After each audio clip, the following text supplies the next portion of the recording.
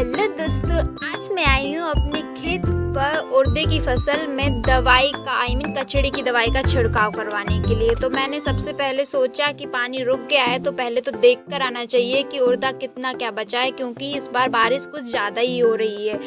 तो उसके अकॉर्डिंग ही दवाई लेकर आएंगे। और मुझे कुछ आपसे पूछना भी है, तो आप मेरे क्वेश्चन का प्लीज़ आंसर ज़रूर देना कमेंट में। तो देखिए, क्योंकि मुझे फसल के बारे में इतनी नॉलेज नहीं है, अभी मैं कुछ सालों से कर रही हूँ, तो मतलब धीरे धीरे सीख रही हूँ अभी। और अगर मेरे फॉलोअर्स में कुछ लोग ऐसे भी हैं जिनको खेती के बारे में बहुत कुछ आता है, मतलब बहुत सारी नॉलेज है कि कब बोनी करवानी चाहिए, कब बखरनी करवानी चाहिए, कितना टाइम का गैप देना चाहिए, इसमें हर फसल में कौन कौन सी दवाइयाँ डलती हैं, उन दवाइयों का डोज क्या होना चाहिए, तो आप मुझे उस चीज़ के बारे में बता सकते हैं। क्योंकि मैं उस चीज़ मतलब आप लोगों की बात सुनकर कमेंट में आप जो भी लिखोगे नॉलेज वाइज, तो मैं उसे पढ़ूँगी और अपने खेतों पर इस चीज़ को ट्राई करूँगी, जिससे मेरी फसल भी अच्छी हो।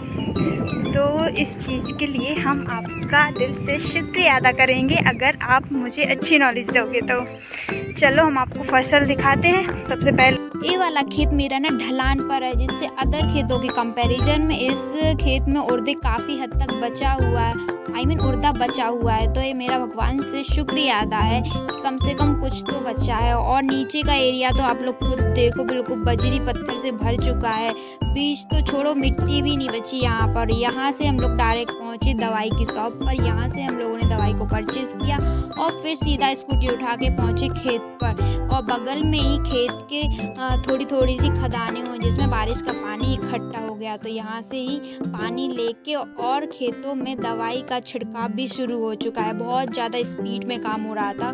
6 बजे आए थे और 7 बजे 5 एकड़ का खेत निपटा के चले भी गए।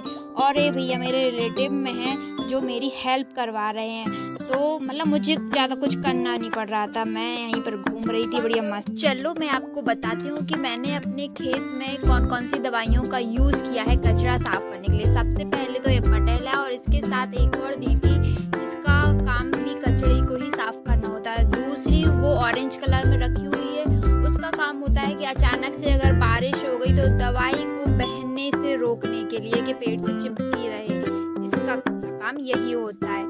और आज का मेरा ब्लॉग यही ख़त्म होता है। अगर आपको पसंद आए तो प्लीज़ लाइक कमेंट और शेयर ज़रूर करना।